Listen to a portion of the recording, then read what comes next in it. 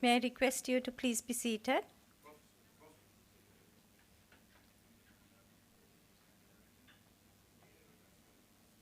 We are now going to start session 1 on Indo-Pacific strategy and its implications on the Indian Ocean community. The moderator will be Ambassador Ahmed Jawad, Director, Center for Indo-Lanka Initiatives, Pathfinder Foundation, and he will introduce the panelists.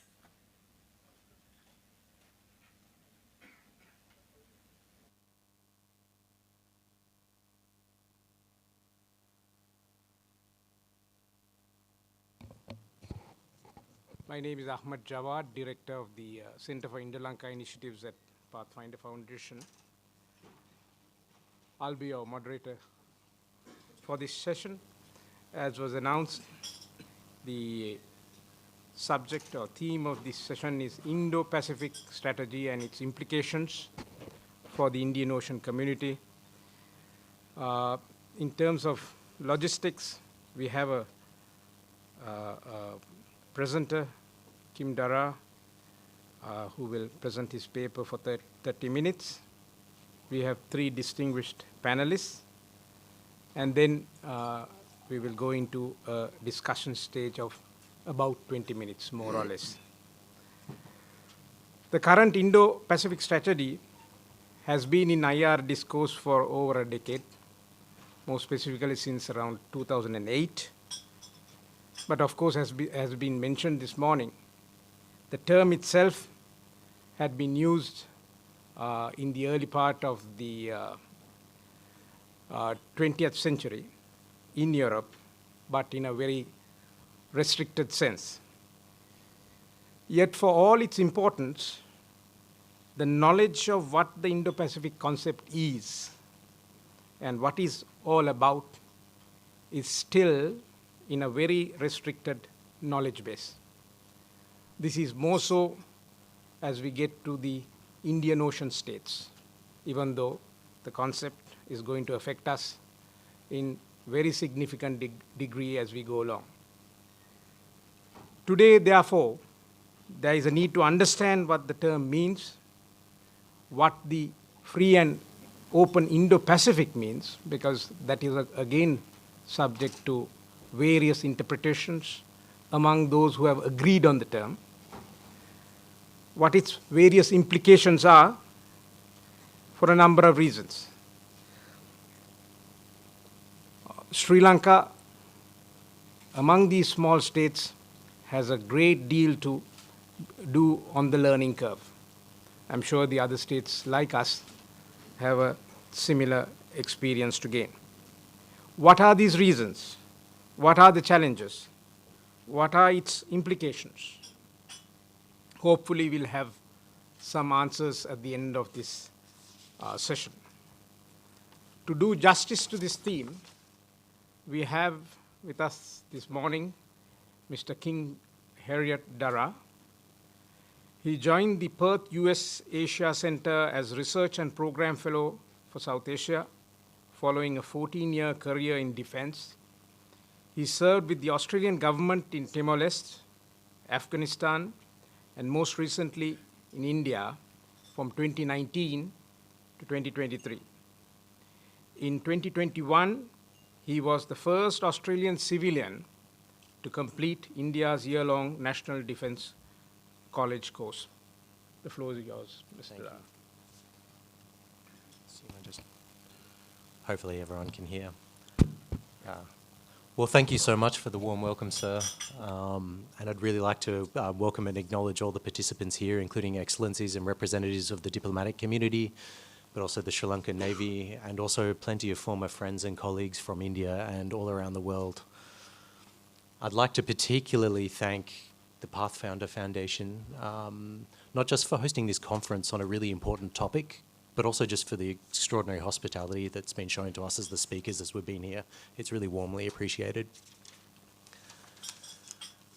Now, for my session, I didn't want to talk about the big picture maritime strategic issues as we typically do, because I'm interested in honing in on a concept that gets often raised in the context of maritime strategy: freedom of navigation.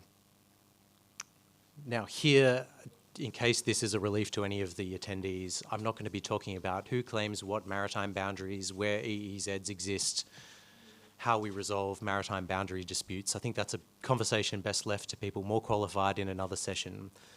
But I am talking about the principles that we all agree on for what are the rules of the road for when we have vessels entering various maritime zones around the world? How do we show respect for coastal states while preserving our own rights of freedom of navigation when travelling through those waters? We've already heard mention of the concept in the context of the Red Sea. Freedom of navigation is one of the most often cited principles when it comes to disputes in the South China Sea. And of course, you hear it all the time in government statements. My own government is a strong proponent of freedom of navigation. We talk about it often. It's in our diplomatic statements and our joint statements with Quad partners, with all sorts of bilateral relationships. So it clearly matters. And I'm not sure that there are many countries around the world that need convincing of the importance of the concept to protect civilian merchant shipping. And for the economy, we only need to look at the Red Sea for examples of why that matters.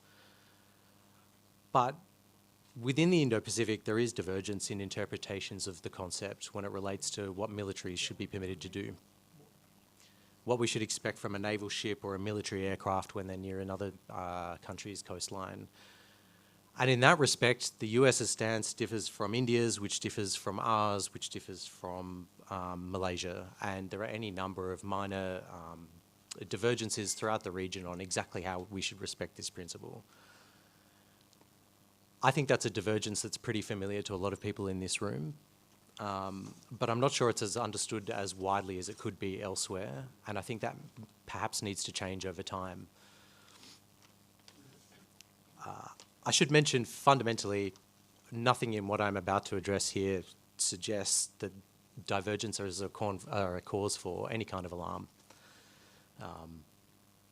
Thank you. None of it's a cause. Awesome, thank you so much. Fundamentally, I don't think the system of international law or international relations requires us to have every state agree on every principle in every respect. What it does try to do is serve a higher function, which is encourage states to have productive and stable relationships and ensure that they're able to manage disputes constructively and find ways through them. So how disputes are resolved is at least as important as what the resolution itself is. So essentially what I'm saying is the divergences we're talking about aren't a cause for alarm so long as no one's forcing their preferred norms on anyone else. And most countries aren't doing that. But I still think it's important for policymakers, including in Australia, to be sensitive about those divergences, because I speculate that as the Indo-Pacific region becomes even more focused on the maritime domain, and as the waters of the region become more congested and more contested, we might find those differences manifest in unpredictable ways, and we should be ready for it. So as I've mentioned, I don't think it's a surprise to a lot of the experts in this room that there are divergences.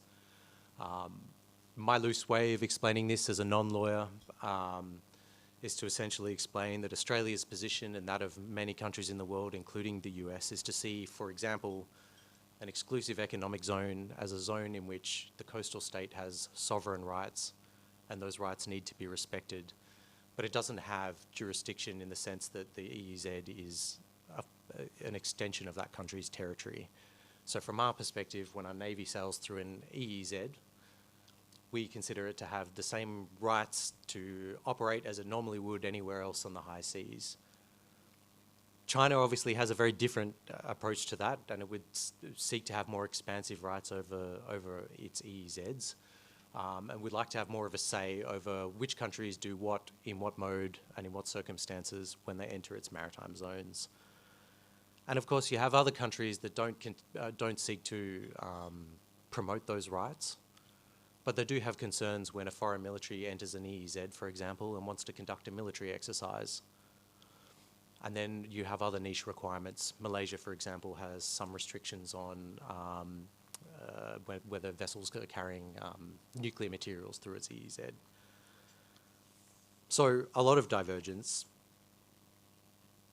And I think what's important in the context of this talk, and again, as a lot of the audience members would know, consistency is really important when these claims are being promoted. If you claim that a foreign vessel shouldn't enter your EEZ without permission, then you really undermine your own claim if you enter another state's EEZ without permission. If you're enforcing rules on one country, but you're making an exception for another, that potentially dilutes your position from a legal and a policy standpoint. And likewise, consistency matters in another way. You can make a theoretical claim or a claim in legislation, but if you're not constantly articulating it, and if you're not speaking up if a foreign vessel enters your water, potentially questions can be raised about how defensible your position is. There are plenty more examples than those that I've listed on the slides of where divergencies lie when it relates to military freedom of navigation. And I think there's probably a range of claims from those that are, I think, frankly, easily dismissed, but some where there are legitimate differences of viewpoints. And again, I've got to emphasise, divergence isn't a cause for concern as long as no one's coercing anyone. But I think if you asked a lot of journalists or even many government officials about the subject, I suspect that a lot of them might be surprised at the extent of the difference in the region. I think that's interesting because for most of these cases, none of these claims emerged overnight. Malaysia didn't make a claim about its EEZ and foreign vessels carrying nuclear materials in the last week or two. A lot of these claims were made when countries acceded to UNCLOS. And it's interesting that that hasn't been, the awareness of that fact hasn't been as widely understood as I think it should be. I think the explanation for that is kind of twofold. The first is a lot of people weren't paying as close attention to this as they were, or as they are now, because they didn't have a reason to track differences until disputes such as those in the South China Sea really boiled up and some of these issues started to come to the fore. So a lot of commentators probably associate disagreements over freedom of navigation with disputes between the US and China or disputes in those Asian sort of disputed waters. I think there could also be another element to it, and this is speculative, but I think it's possible that while a lot of Indo-Pacific states were articulating these restrictions on freedom of navigation before, they haven't had the chance to prioritise those restrictions. And I think, to be frank, that's because they've had more important priorities to worry about.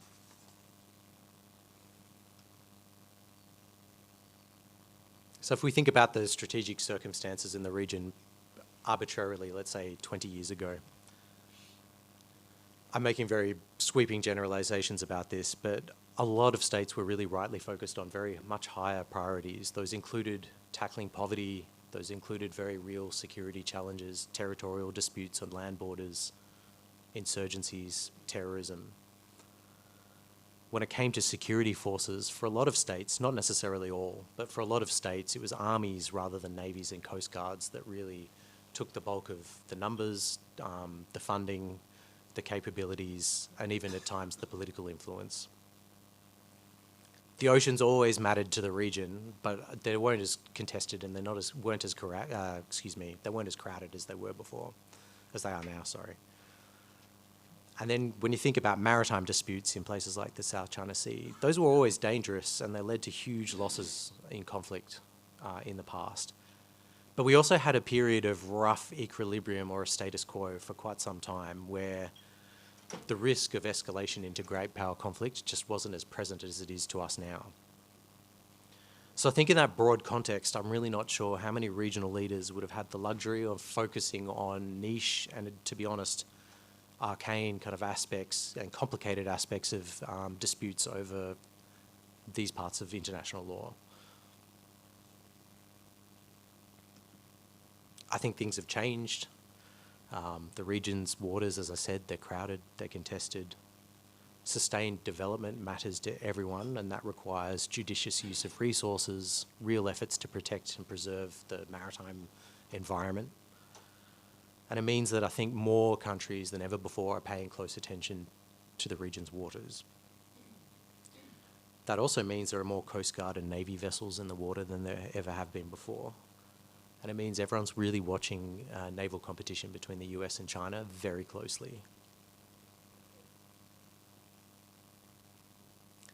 unsurprisingly, and I'm sure this will be discussed in our sessions later, you're also seeing the corresponding increase in investments in maritime domain awareness, information sharing and naval capabilities.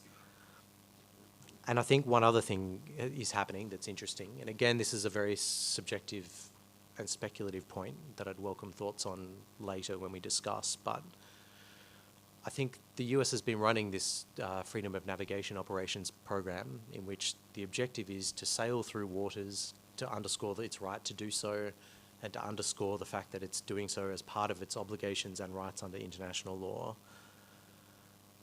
I think it had a fairly narrow purpose in that respect for the most part, but I think increasingly people associate that program with disputes and they associate it with the US's broader competition with countries, including with China. And so I think people are reading into that program symbolism that perhaps wasn't as strong, let's say, 10 years ago. To me, all of that translates into a real perspective shift in the region. The maritime domain always mattered, but I think more people are aware of it now. And it follows that maritime norms, which may have been more of a theoretical concern in the past, are now becoming very real as the oceans are becoming fuller and vessels are now encountering each other much more often. And as contests for resources really matter, so too does your ability to exert your legal claims to support your interests. And I think conversations on freedom of navigation are becoming a much less of a niche subject that were confined to expert circles. I think they're getting more attention from generalists, as I'd call them. And I saw that process in my own government when I was an official there. You saw, you had Australia, which had always been a maritime focused country and always had a real depth of expertise in these issues. But often that expertise was siloed among those who were working directly on the issues. I think now it's much more common to see officials engaging much more broadly in some of these issues because they have such a real and present effect on us, not just when we think about maritime disputes, but also when we look at maritime issues more broadly and as we try to enhance our cooperation with lots of our partners.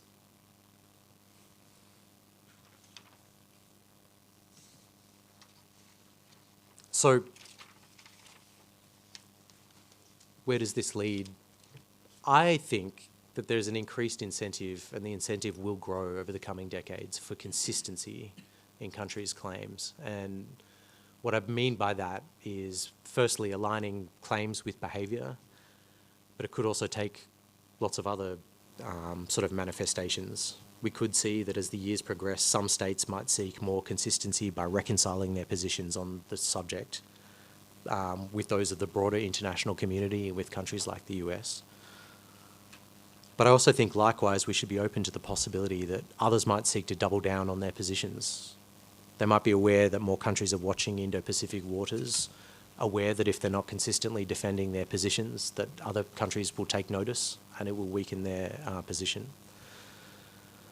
And I think that potentially, I welcome comments from Indian colleagues now, but or at the end of the presentation, but I speculate that for countries like India, which is really concerned by China's growing naval power, this kind of doubling down might be really appealing because essentially there's real concern about growing Chinese influence further into the Indian Ocean, and India may well want to preserve the ability to dictate the military activities that it seeks to allow or disallow in its own EEZ. I think there's one other implication that I should have included on the slide, and that is this comment that I make where more people are engaged in these issues than before, where it used to be the domain of experts.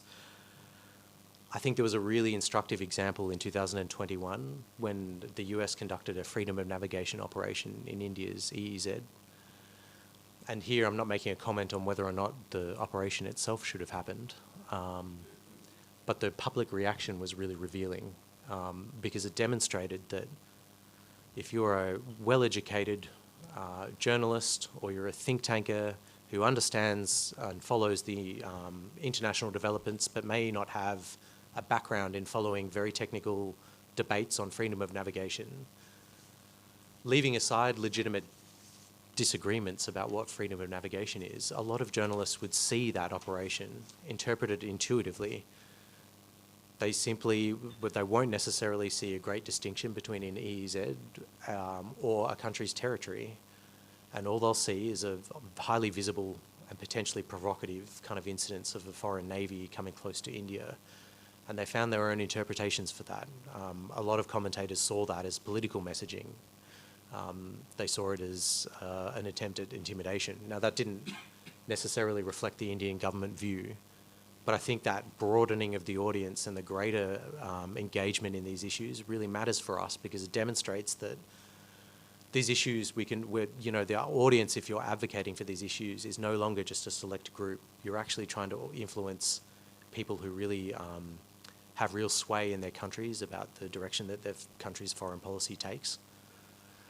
And so that puts the onus on us to think about how accessible our messaging is on some of these issues, and how empathetic we make the position. And I think that applies to the US and to Australia, but potentially to any country who's seeking to advocate norms that they prefer in these respects.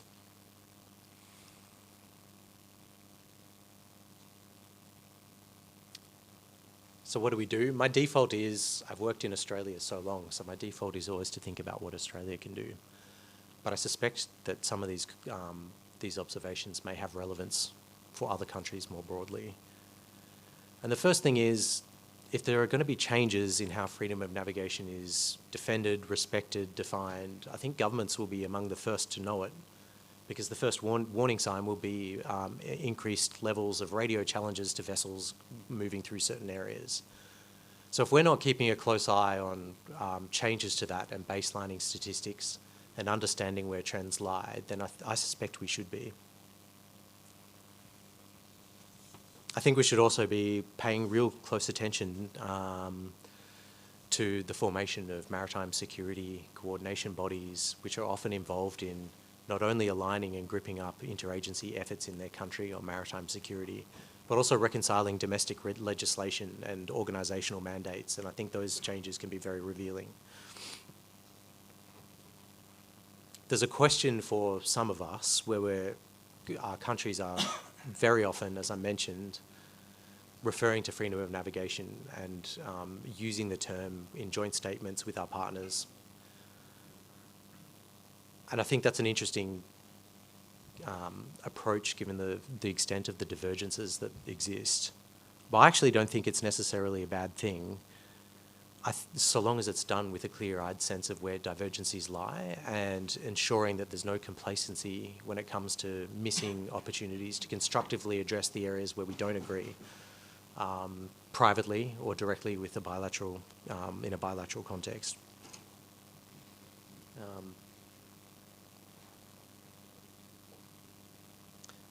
I think we could also be thinking more about how there's increasing the broad awareness about how we should address the divergencies that exist. The next time a partner is more reluctant to conduct a military exercise that we used to do with them in an area that crosses multiple countries' EEZs, and perhaps they show more reluctance than normal, I think we should be open to the idea that perhaps their interpretation of freedom of navigation rights might be part of the explanation for why. Likewise, one of the greatest initiatives I think that the Australian government does is sponsor dialogues where specialists in law of the sea will engage in debates, training courses, and engagements broadly with their counterparts to discuss these issues. I think that's really valuable. And I wonder if there's also scope to expand those kinds of discussions to make them more accessible, or find ways that are efficient, but that help sell the narrative that essentially they're trying to advocate, in a way that's more understandable beyond those bureaucratic contexts, because we can't treat this issue, if we think it's important, as a merely technocratic one confined to narrow circles.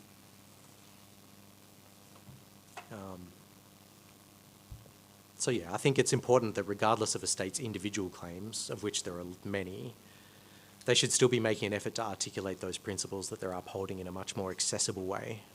And that applies to Australia, that applies to the US, but it potentially applies to all the Indian Ocean region states as well. I think finally I just wanted to note President Wickramasinghe's recommendation a couple of years ago. He made it in Australia, where he called for a code of conduct to be established where regional militaries made an agreement on what an acceptable set of behaviours were when they're moving through the Indian Ocean region. I think that call symbolises the spirit of constructive engagement, and I don't think that should be easily dismissed. I think that some states will be quite cautious about this if they fear that engaging in those discussions potentially reopens UNCLOS for negotiation, or potentially poses problems because you set precedents for a creeping closing of the maritime domain. I think those concerns are really valid. But I think given the context I've laid out, there's real value in also meaningfully taking up offers to discuss these issues to ensure that we do it constructively. And there may well be means for foreign militaries to make their activities more transparent and build more trust in the region without necessarily ceding the claims that they're looking to to advocate. I think it's interesting that the President himself, he made a comment that the Indian Ocean region is its own ocean. I think that symbolises the point I'm trying to make. It's important to engage this region in its own right because of its own significance, not just through the lens of great power competition. So I thought that was a really valuable contribution from him. But I'll leave it from here. I'm conscious that there's many more qualified people than me to discuss this issue, and they may have really excellent ideas that had not occurred to me. But thank you, and I look forward to the discussion. Thank you, Mr. Darragh. I think you have brought some very interesting ideas and also questions to the table. One thing that I recall very well here is in terms of the term free and open Indo-Pacific and how even Quad countries could differ in their interpretation. We will now move on to our panelists, our distinguished panelists. We have, as the first speaker, Ambassador H.M.G.S. Palihakkara, who retired as Foreign Secretary of Sri Lanka after 37 years of civil and diplomatic service. His last diplomatic assignment abroad was as Sri Lanka's ambassador and permanent representative to the United Nations in New York. He was one-time chairman of the UN Secretary General's Advisory Board on Disarmament Matters. Ambassador Palihakkara also served as Sri Lanka's permanent representative to the United Nations in Geneva and was ambassador to Thailand, in addition to being concurrently accredited as permanent representative to the Economic and Social Commission for Asia and the Pacific. Ambassador Palihakkara.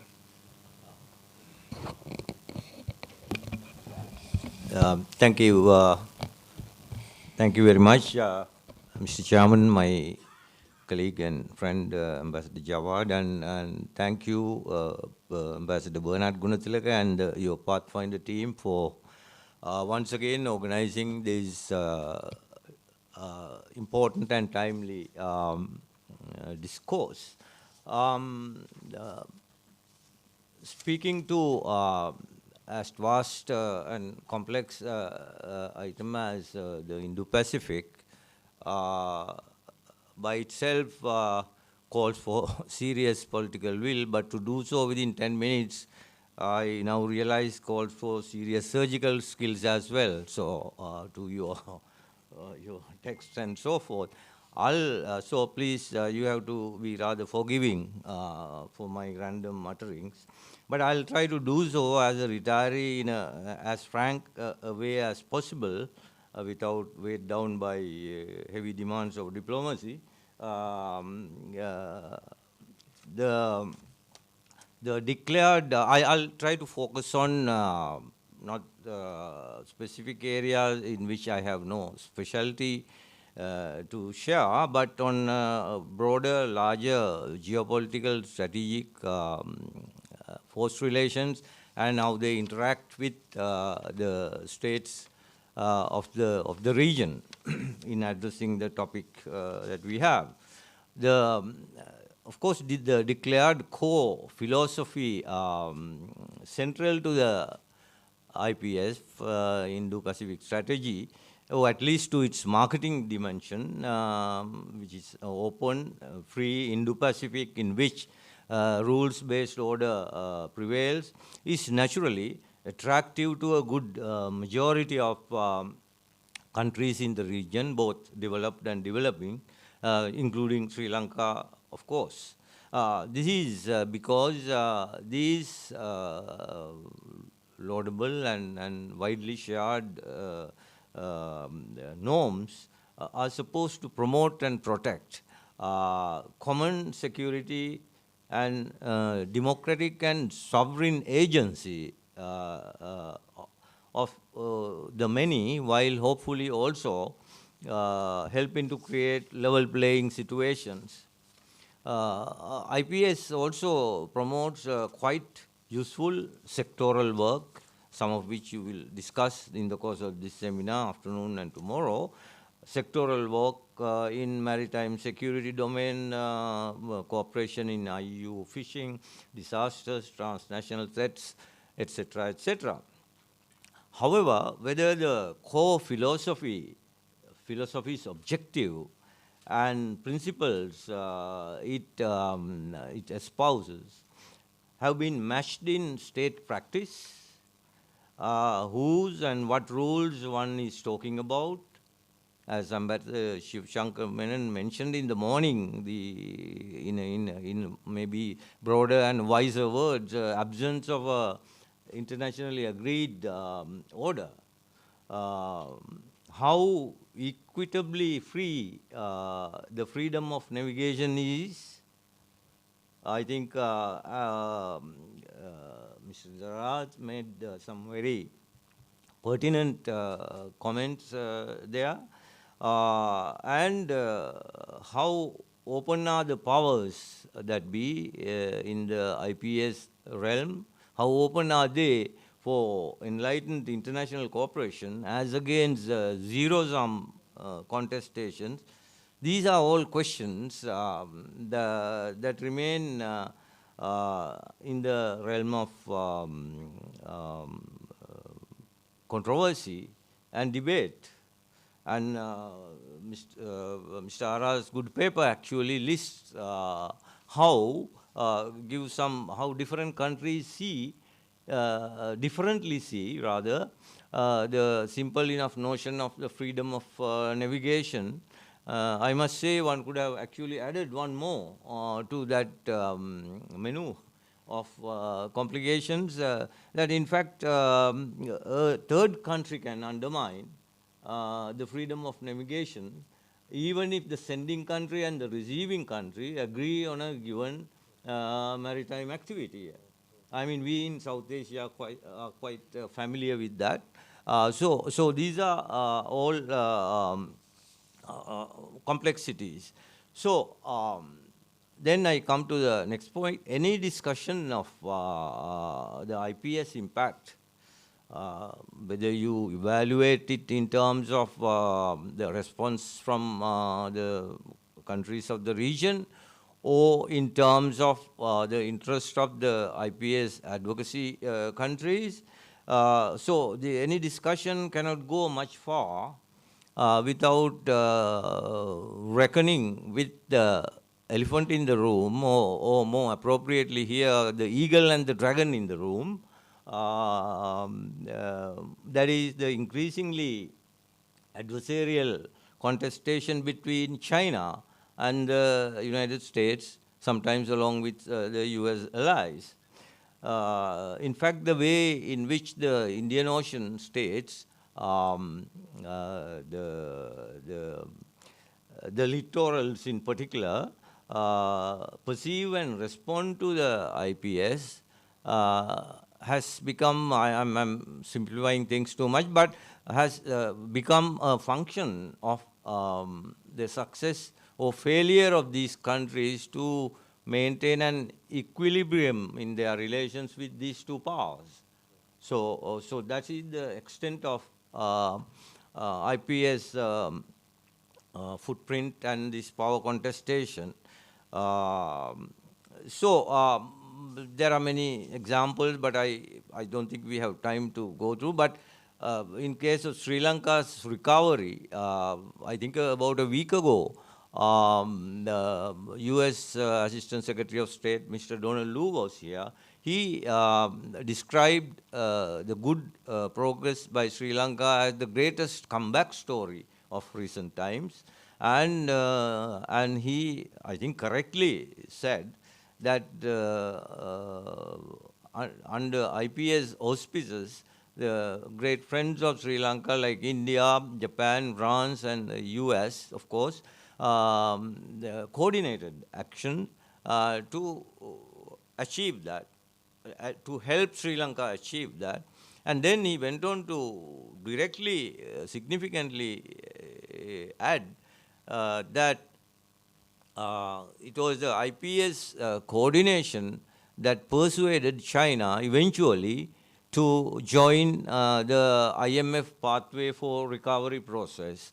Of course, the China sees this differently and maintains that Sri Lanka's problem is not about a debt trap that is traceable to China, but more a development trap traceable to structural issues and other external meddling. But the China's relevance of IPS has remained clear and present from the beginning, and United States senior officials at different fora have been very clear that maintaining what they call the consequential relationship with China is the central element of IPS, and positioning the, I'm quoting his word, positioning the US to outcompete China and maintain an enduring competitive edge is the primary focus. The translation of this heavy diplomacy into citizens' language is containing China. Containing China. So in the geo-economic and geostrategic domains. And this is, of course, quite evident in the ongoing policies and practices. Of course, on its part, China claims that its ascent, its rise, is peaceful. But of course, it has yet to reconcile this, what it calls a peaceful ascent, with its rather forceful presence in the region and beyond. That includes a significant build-up of military capacity in all areas, and rather aggressive state behavior, especially in South China Sea and even in the Taiwan Straits.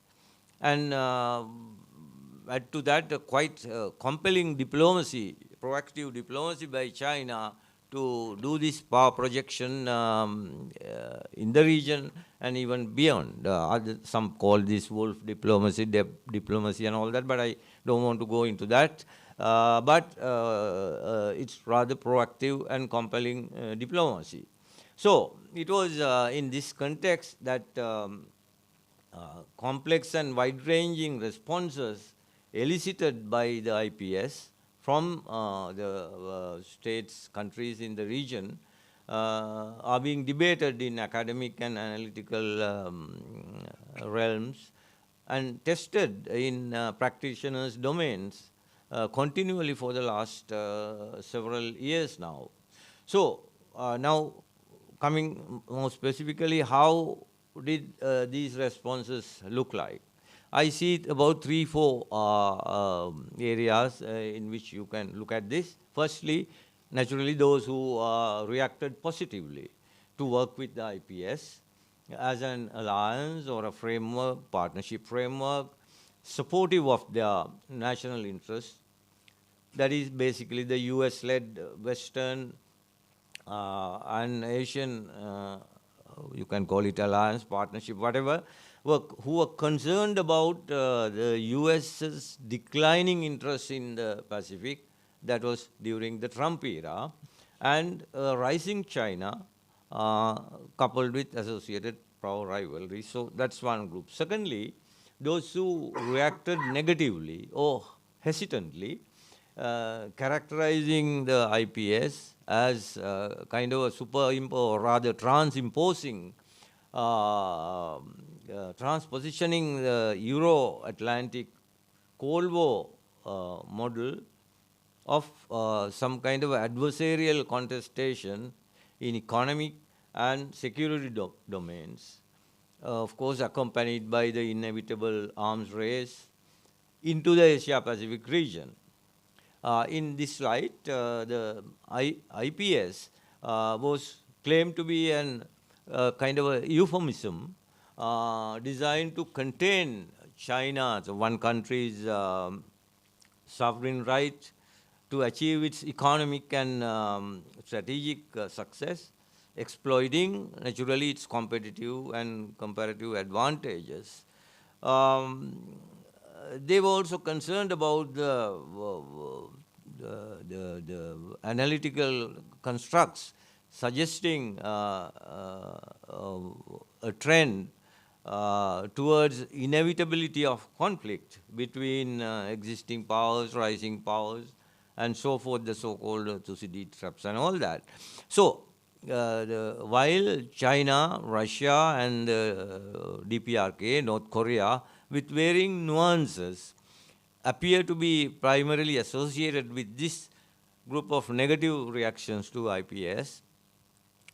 Nonetheless, a number of countries in the global south who are looking to exploit China's economic and technological outreach found these postures resonating with them as well to some extent. Although these countries naturally did not have any tolerance towards the territorial or geopolitical misadventures of those very powers, including China, of course. Thirdly, are the countries that can be described, maybe for the want of a better word, as having mixed feelings about the IPS impact on security, stability, and prosperity, and also on the right to self-determination of regional countries. Now, while these states accept and indeed value and even promote the sanctity of the IPS goals like open, free, the rules-based Indo-Pacific, where freedom of navigation is assured and other freedoms within and between states prevail, they have hesitated to buy all those positives and negatives ideology about it, claimed by the two contender groups above. And they happen to represent actually the large majority and the large potential of the emerging markets and production capacities, especially the ASEAN, and many developing economies, including Sri Lanka, straddling east and west Asia. Although IPS's major players continue to reiterate what is known as the ASEAN centrality to the IPS success, ASEAN too continues to express concern and even reservations about the adversarial drift in the IPS wake and the dangers of militarization, nuclear proliferation concerns in a region where actually 10 ASEAN countries have declared a nuclear weapon-free zone. So there are also concerns, as I referred to earlier, whose rules one is talking about here. Are they consensual rules or are they contested rules? I think that is what Ambassador Shankar meant in the largest measure was adverting to. So are they consensual rules or are they contested rules? Consensual rules like the Charter, like the Law of the Sea and other multilateral treaties, or contested rules like nuclear doctrines of deterrence, balance of power, sanction policies, which are only a part of a disputed containment strategy. Last but not least, in these groupings, hope you have a few minutes, Mr. the last but not the least, in this complex and kind of a tangled web of various interrelationships vis-a-vis IPS, India brings to the table a unique set of credentials and corresponding nuances in its approach to IPS. As, of course, the largest democracy with and only one that is enjoying a consistently robust growth rate of about 7%, and having acquired indigenously developed nuclear deterrent and space capability, India, with its well-advanced strategic partnerships with the US, obviously has a significant interest in IPS goals and would certainly like to advance the agency it has in there. And to do so, it's consistent with a nuanced and qualified approach. This is because a significant China relevance of the IPS as a counterbalance to what China sees as aggressive power projections of China, a country with which, of course, India shares a long and a very tense border. India also has its own strategic initiatives, Saga, Look East, Neighborhood First, etc. And to cap it all, it has a very impressive inventory of very complex defense, technology, military partnerships with both the advocates of the IPS as well as its opponents, like Russia. So the supporters, opponents. So India has these binary, interesting binary. India, of course, emphasizes that its strategic partnership with the US is not a military alignment against any country, including China. And Indian Foreign Minister is very eloquent in saying that India does not see global issues in a Euro-Atlantic lens, and that it is dictated by India's strategic autonomy and national interest.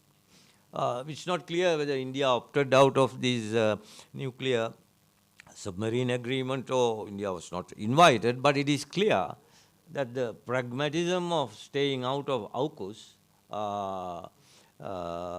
leaving open space for working with China wherever and whenever interests converge on issues ranging from climate change to business matters to conflict prevention is a very complex, nuanced approach of India. So I want to conclude by making a brief remark, Mr. Chairman, on the possible implications of security doctrines associated with the IPS alliances and partisans. Some of the Australian research points out that order the IPS talks about is increasingly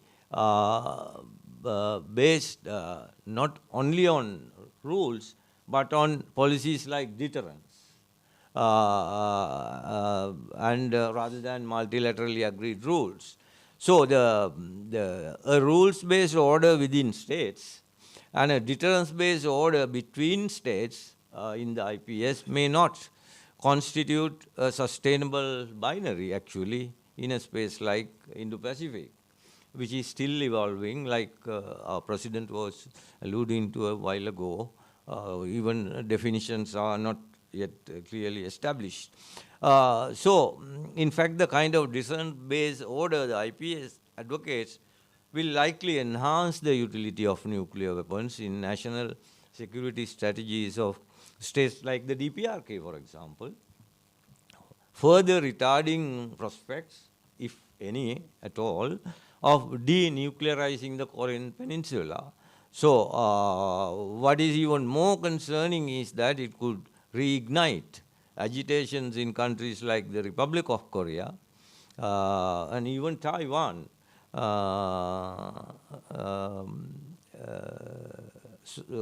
in East Asia and even countries like Turkey and Saudi Arabia, West Asia, that they should acquire their own nuclear deterrent.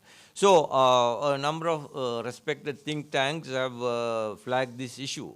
So, to conclude, the evolving situation in the Indo-Pacific has some complex contrast. It is quite evident. It is also quite clear that IPS touches important centers of wealth and power, offering promise for cooperation to many emerging markets and developing countries in the region. The region has achieved phenomenal growth and wealth creation, and yet it faces formidable challenges of sustainability and wealth distribution. Also, a visible abundance of prosperity is confronted by paucity of security. Flashpoints and choke points remain. Many countries, Sri Lanka included, don't want to be clustered onto a wrong side of any power rivalry because they obviously want to benefit from all sides in order to ensure the well-being of their people. Now, here is the central point. Such countries are encouraged by the growing body of opinion that conflict is not inevitable, actually, and that peaceful coexistence is both desirable. Yeah, I'm finishing. The mutually beneficial common ground exists for this. The region is large enough and its material and human resources potent enough for all big players to engage in reasonable rule-based play. As long as what we talk about are consensual rules and not contested rules. Any new strategies for deterrence, containment, de-risking, without decoupling, etc., hopefully enhance, not diminish this space for this pragmatism. So your discussions like these are well placed to contribute to this positive process of common ground building. Thank you. I'm sorry if I had...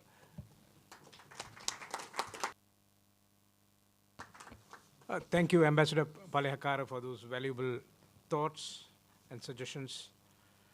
We next move to our second panelist, who is joining us online. He is Dr. Liu Zongyi, who is a senior fellow and director of the Center for South Asian Studies at the Shanghai Institute for International Studies. His research interests mainly focus on India's economy and foreign policy, China's foreign policy, BRICS, G20, among others. He worked previously with the Center for Strategic and International Studies in Washington, D.C., the Indian National Institute of Public Finance and Policy, and the Institute of Strategic Studies of Islamabad, Pakistan, as a visiting fellow. Dr. Liu, the floor is yours. Thank you very much, Ambassador. Firstly, I would like to thank the Pathfinder Foundation for inviting me to participate in this important conference. But I found maybe I'm the only guest speaker who have not been accepted to participate in the conference in Sri Lanka. So next time, I would like to express my strong willing to participate in the conference in Sri Lanka. Even you cannot find me, I can find myself. As for Indo-Pacific strategy and its implications on the Indian Ocean community, I have several points. Firstly, I think the so-called Indo-Pacific strategy is a destroyer of regional stability and prosperity. The so-called Indo-Pacific strategy is a measure taken by the United States to maintain its global hegemony, mainly targeting China. Since the Trump administration adopted the Indo-Pacific strategy, it has formed cliques, formed military alliances, formed exclusive economic and trade groups, cracked down on dissidents, and intervened in the internal affairs of other countries, forcing regional states to take sides. This has seriously affected the regional political situation and strategic stability. And to a certain extent, it has a destructive effect on the global supply chain, disrupting normal economic and trade cooperation in the region. The US and its alliances and partners use measures of information and public opinion warfare to disrupt people's cognition. But over the past few years, the people of most countries in the region have come to a clear understanding of the dangers of the Indo-Pacific strategy, which is not a major contribution to the stability and the prosperity of the whole of the Indo-Pacific region, as the Quad states advertised, but rather a destroyer of regional stability and prosperity. We can find that the United States now support Philippines and Taiwan Authority to wage confrontation with China, with mainland China. And we can see that United States support Israel to crack down Palestinian people. That is the root reason of the Red Sea crisis.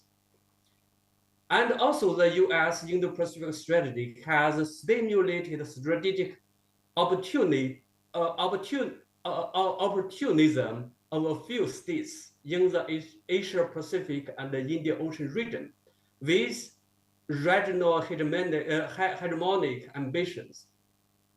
Some of them are attempting to contain China while promoting the transfer of regional industrial and supply chain to their own countries, thereby achieving their own economic takeoff and the rise as great power.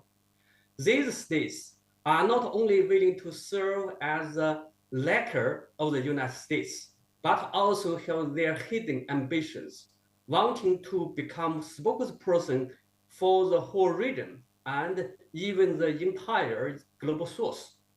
We can see that these few states have been particularly active in the past 2 or 3 years, believing that their strategic opportunity period has arrived. So their foreign policy statements and diplomatic behaviors have become increasingly rampant. But their foreign policies have also sparked increasing opposition and protests in the region. My second point is that the Indo-Pacific strategy is not aimed at meeting the needs of most countries in the region. Indian Ocean is an important part in American Indo-Pacific strategy. However, the design of the Indo-Pacific strategy of the United States and other Quad states is not intended to serve most countries in the region. Since its implementation, the Indo-Pacific strategy has seriously disrupted the economic and social development of the region. The United States and its electors do not truly understand or care about the needs of most states in the region. So what's the reality and the real needs of the local states in the Indian Ocean region? Firstly, overall, the Indian Ocean region is rich in resources and has a large population, but its economic and social development is relatively backward. Some countries have serious problems with their economic structure, and their economies often fall into cyclical turbulence. For example, in the past 2 years, due to the interest rate increase of the Federal Reserve and the conflict between Russia and Ukraine, many economies in the Indian Ocean region have been facing crises, and many states lack experience and capacity in economic and social governance.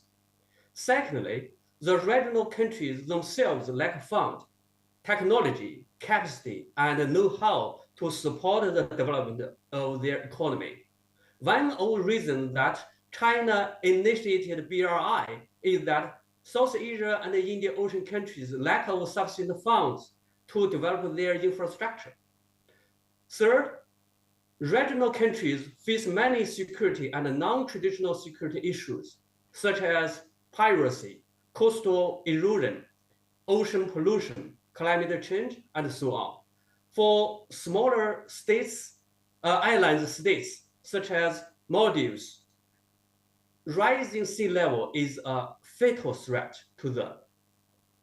Fourth, in terms of economic development, there is a lack of coordination among regional states. There is no economic core in the South Asia and the Indian Ocean region.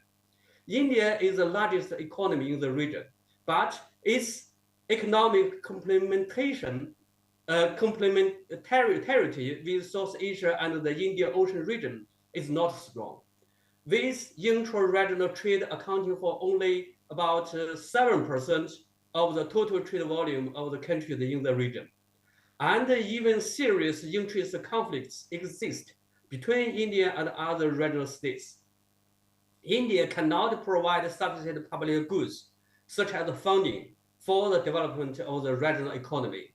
The regional power not only lacks the capability to promote the development of the Indian Ocean economy, but also wanted to exclude beyond the regional countries from participating in the economic and social development of the region in order to achieve geopolitical dominance. There are many regional cooperation organizations in the region, but they cannot solve these problems. Many regional cooperative mechanisms have significant exclusivity and geopolitical implications. So my humble observation is that the development of the economy in the Indian Ocean region requires the injection of external resources beyond the region, not only funding, but also technology and knowledge, governance experience, and even governance architecture at any stage, whether within the region or outside the region, has not the right to stop the urgent demand for economic and social development from the vast number of developing countries in the region. I would like to ask the representatives of the United States and the West, before China launched the BRI, how much have you contributed to the economic and social development of the country in the region in the past decades? How many resources have been invested from your states? And my third point is that Indo-Pacific strategy attempts to undermine the BRI. China's BRI has promoted the development of the economy in the Indian Ocean region, especially in the fields of infrastructure construction, trade, and investment. Not only China invested a lot of money in this region, but China's BRI has stimulated the investment of the United States, Japan, European countries, and India in the region, and promoted the development of the local connectivity and economy. The catfish effect of China's BRI is very obvious. I think this is one of the goals that China pursues, because China alone does not have so much capital to promote the development of this region. I really hope that the United States, Japan, and other Western countries can fulfill their commitments of heading the BRI for the region. In the past several decades, these countries have never truly cared about the economic development of the countries in the Indian Ocean region, I think. But in the recent years, with the implementation of Indo-Pacific strategy, the geopolitical dimension of the cooperation mechanism in the Indian Ocean region has been strengthened as a leading power, as the so-called net security provided in the region, India is actively introducing the involvement of Western countries. India is cooperating with the United States and Japan to destroy the advancement of BRI and exclude China's influence in the Indian Ocean region. I think geopolitical competition is a severest challenge and threat to the regional economic development. So lastly, how to promote peace and stability and development in the Indian Ocean region. The Indian Ocean is an international common, except for the inland waters and exclusive economic zones of coastal countries in the Indian Ocean. The Indian Ocean is the most important global energy and trade sea lanes. And as the global economic gravity shifts towards the Asia-Pacific region, the importance of the Indian Ocean sea routes will further increase. And the seabed resources and other resources in the high seas of the Indian Ocean belong to all humanity. And the Indian Ocean economy is a part of the global economy, and the rise and the fall of the Indian Ocean economy will have an impact on the global economy. Whether from a geopolitical or geoeconomic perspective, the Indian Ocean is not exclusive to the Indian Ocean literary states, let alone to a particular Indian Ocean state. Of course, the Indian Ocean has a closer interest relationship with neighboring countries, and the responsibility of neighboring countries is also greater. This requires close cooperation among the coastal countries of the Indian Ocean, as well as close cooperation between the coastal countries of the Indian Ocean and those outside actors closely related to the Indian Ocean. So firstly, I think regional peace and stability are prerequisites for the development and cooperation of the economy. No states in the Indian Ocean region want to take sides. Indian Ocean countries should unite to reject geopolitical competition and instead focus on geoeconomic cooperation. Regional peace and stability mainly depends on regional countries. And secondly, Indian Ocean coastal countries should unite to establish an open, inclusive, equal, and democratic regional security architecture and reject exclusive military groups such as Quad and AUKUS. The AUKUS is very dangerous, just as the ambassador said, it has some nuclear problem. And the third is that I think the cooperation in the Indian Ocean region can start from non-traditional security and non-sensitive fields. Lastly, I think China, as a scholar from China, as a long-time observer of China's foreign policy and diplomacy, I think China will continue to promote cooperation with countries in the Indian Ocean region from the perspective of promoting economic and social development. China and the 19 Indian Ocean countries once held a conference on the theme of shared development, theory and practice from the perspective of the blue economy. I think China will also provide funds and knowledge to the Indian Ocean countries through the Silk Road Fund, ARIB, and BRICS New Development Bank. I stop here. Thank you. Thank you for your patience. Thank you, Dr. Liu, for those very interesting comments and observations. We now go on to the final stage for an open discussion. Now the floor is open for questions, observations. We would be thankful if you would identify yourself, and if you represent an institution, to mention this as well. I'm sorry, the third panelist, Professor Alden, could not join us because of some technical issues. The floor is open, please.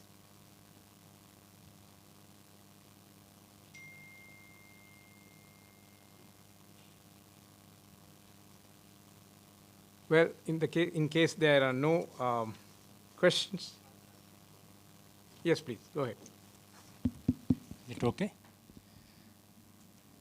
Good afternoon, everybody. I am Lieutenant General Reddy from Synergia Foundation, Bangalore, India. My question is to Ambassador G.S. Palihakkara. I hope I have pronounced somewhere near. Ambassador, you spoke of particularly littoral states like Sri Lanka desiring to maintain an equilibrium between the power rivalry nations like US, China, and I would add even India to that basket.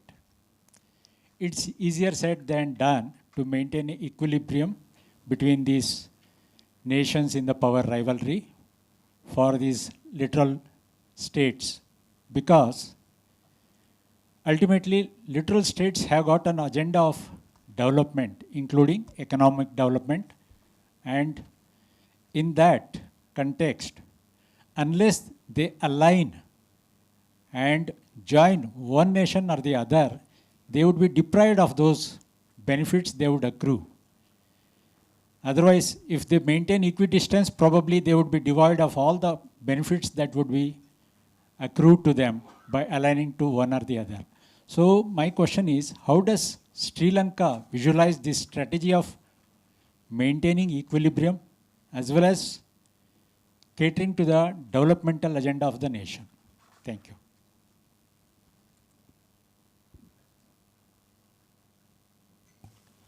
Yeah, well, that's a multi-million-dollar question, but frankly, that lies at the core of the problems. I don't want to call them problems. The challenges that countries like Sri Lanka have. The challenge is, if we are to maximize our strategic location value as a country bordering east-west main shipping route, then we need to stay out of power rivalries, shunning power rivalries, so that we don't want to be seen as having strategic partnerships with contenders for power in the region. But our dealings with other countries are economic dealings, business dealings, not strategic partnerships. Because like I think Singaporean foreign minister put this very eloquently. He said, I think at a recent Next Step Global Conference in Singapore, I believe, he said that we don't want to be accused of being on the wrong side of a power rivalry, because we want to benefit from all sides.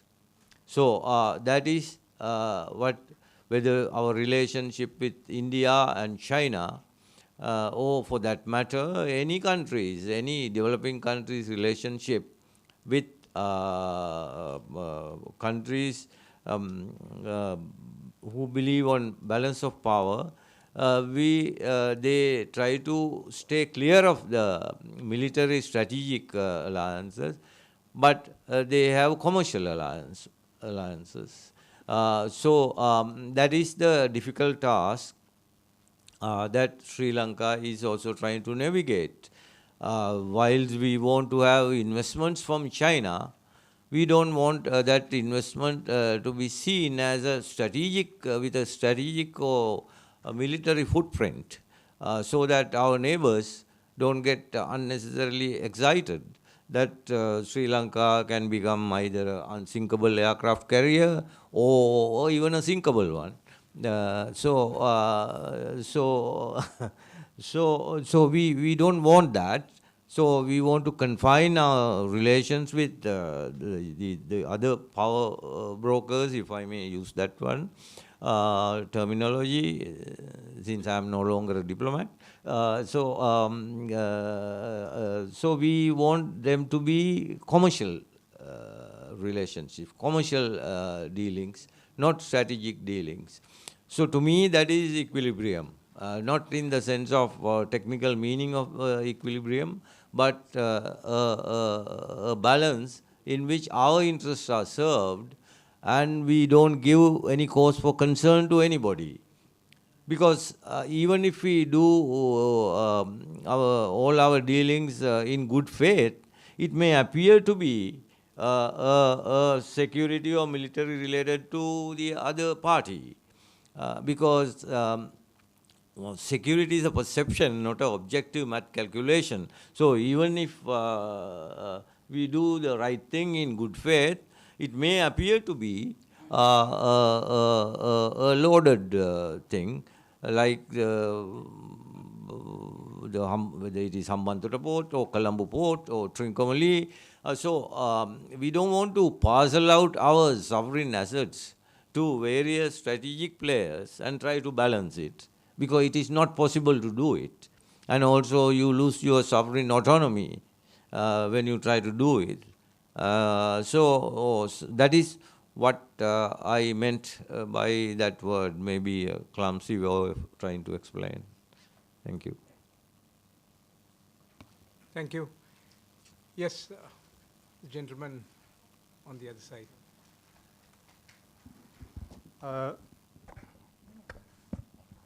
Good afternoon, everyone. Thank you, Chair. Thank you all speakers for your introduction in this panel. I'm Qin Ligong from China Embassy in Sri Lanka. Because some speaker mentioned South China Sea issue and freedom of navigation in South China Sea, so I would like to make some comments here. The crux of South China Sea is the territorial sovereignty disputes. Although such disputes exist between China and other coastal countries, the overall situation in South China Sea maintains stable.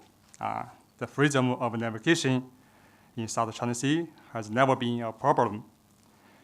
And the issuance fee of merchant ships transit through South China Sea never rise.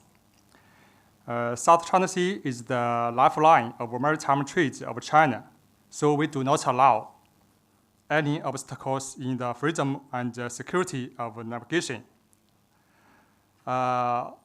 We never ask foreign military vessels permission before they enter China's EEZ. Of course, EEZ is different from territorial waters. China always respects the navigation rights that countries enjoyed in accordance with the international law. However, we firmly reject any country's provocation and threat against China's sovereignty and security in the name of freedom of navigation. And actually, the U.S. military vessels, including the military survey or surveillance vessels, hovering in EEZ of China every day, almost every day, not every week, every day. So because we are staying in Sri Lanka, so next I want to talk about this country, not just China or US. I like this country. I'm new here just for a few months. China and Sri Lanka enjoys a long-standing friendship. And Sri Lanka Komi people is very friendly to China. So I think Sri Lanka is the best place to work in South Asian countries, although I've never been to other South Asian countries. Sri Lanka is a maritime country with limited mineral resources and technological capabilities. Harnessing ocean resources is crucial for its development. However, Sri Lanka lags behind in the historical development and utilization of its maritime potential. The United Nations Convention on the Law of the Sea grants coastal nations the right to develop and utilize ocean resources. Sri Lanka should fully leverage the rights provided by the Convention to develop its oceans and boost economic growth. While other countries have engaged in maritime cooperation with Sri Lanka, the benefits have been limited. In recent years, China and Sri Lanka have collaborated on joint scientific research and maritime cooperation. China provides technical equipment, sharing research outcomes, and provides expert training for Sri Lanka scientists to enhance Sri Lanka's maritime capabilities. So I think the foreign minister Ali Sabri said before, Sri Lanka needs to build our own capacity to participate in the maritime research. We think strengthening scientific research capabilities requires collaboration with other countries. And based on current capabilities and intentions, China is an important partner. Amid escalating geopolitical competition among major powers, Sri Lanka faces significant pressure.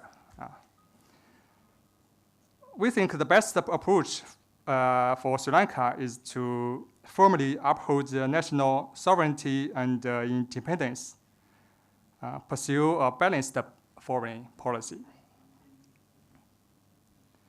refrain from taking sides, and maintain positive cooperative relations with all countries, including China. Thank you.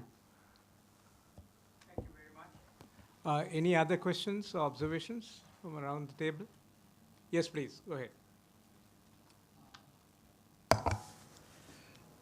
My can you kindly identify yourself and the institution? I'm Gamini Kirvella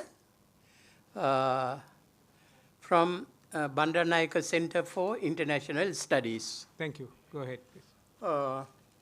My comment relates to Lieutenant General the Retd and Professor the Ambassador Palihakkara's comment.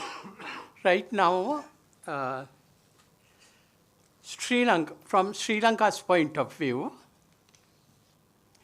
Sri Lanka is in the midst of new strategic quagmire.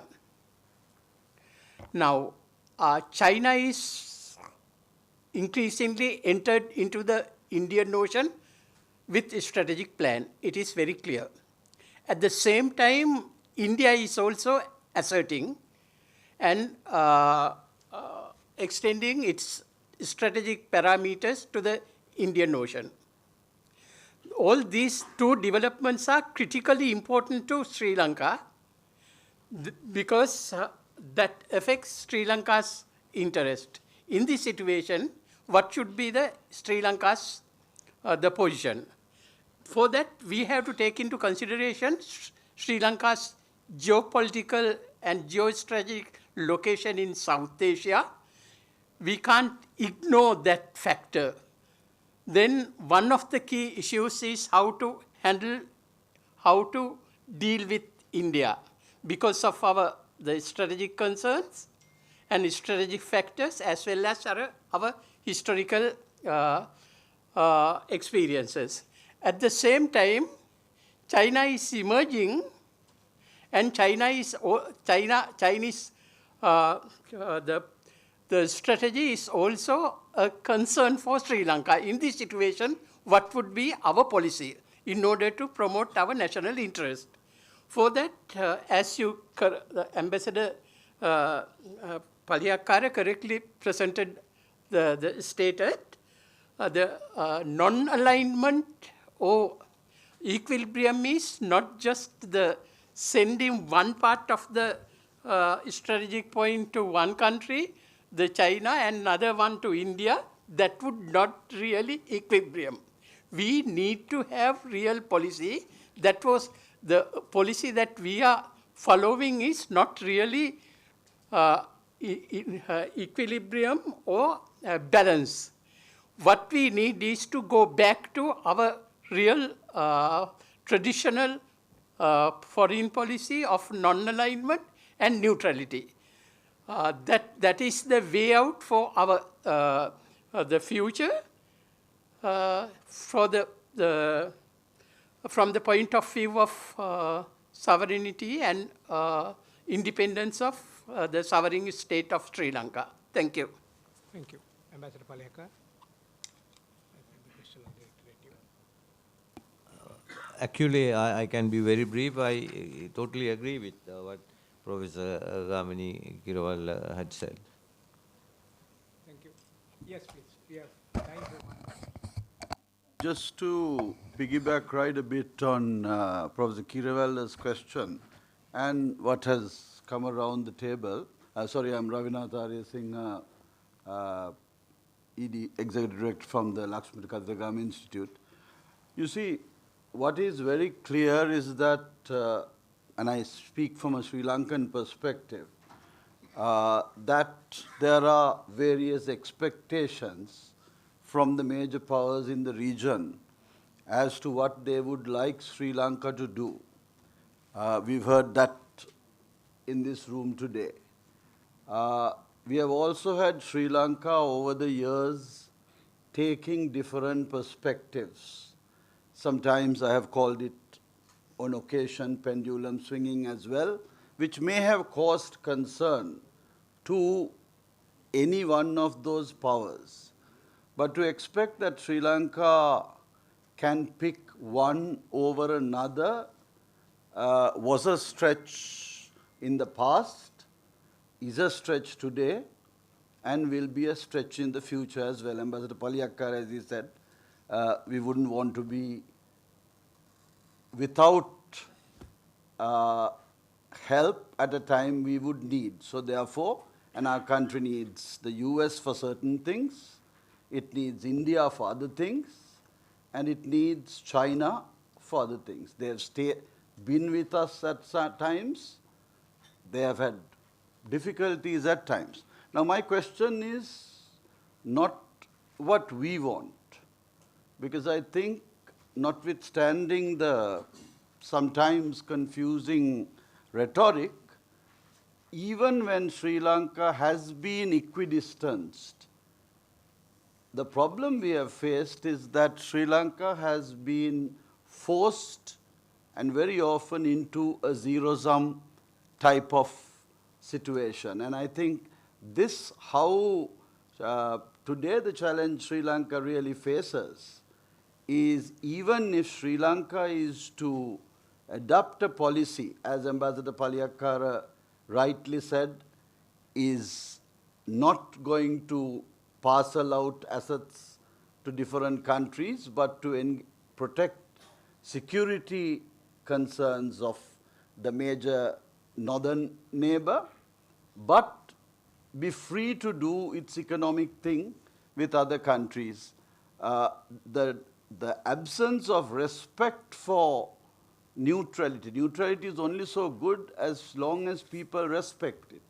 So I think it is important that all interlocutors with Sri Lanka understand that challenge we face and help Sri Lanka, which is trying to stay out of this quagmire or situation, to navigate itself without putting too much pressure on the country to take sides. Because if the pressure is to take sides, the answer will displease somebody.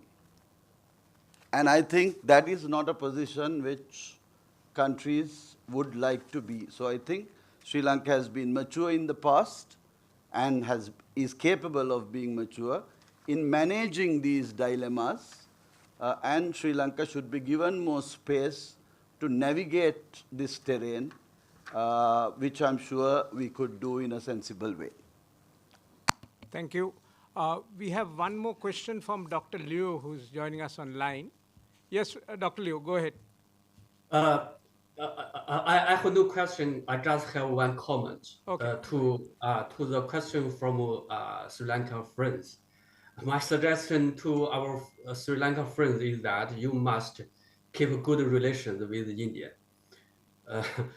I think Sri Lanka is an independent state, and you have your own independent foreign policy. But keep good relations with India is very important. And of course, we hope you have a balanced foreign policy towards all the powers, not only towards China, India, but also towards the United States and some European countries. But the problem is that India is too near to Sri Lanka, and they have with China, we have tradition of non-interference, but India has so many measures to interfere with your domestic politics and influence your social stability. So I think you'd better to keep a very good relation with India. And my humble you can learn from Bangladesh. You can find that Prime Minister Hasina they adopted a balanced foreign policy towards almost all the big powers. They keep a very good relations with India and also keep a good relations with China. I think this foreign policy is accepted and welcomed by China. Thank you. With that, we bring this session to a close. Pathfinder Foundation would like to thank all the distinguished participants, the presenter, Mr. Darragh, the distinguished panelists for those wonderful ideas. One of the reasons that Pathfinder holds this type of event is to act, if I may use the term, devil's advocate in bringing these ideas to the fore, so that in the end there is better understanding among every protagonist concerned with the theme. Thank you very much. The session is now closed. We will now adjourn for lunch before returning back for session 2. Thank you. Thank you, sir.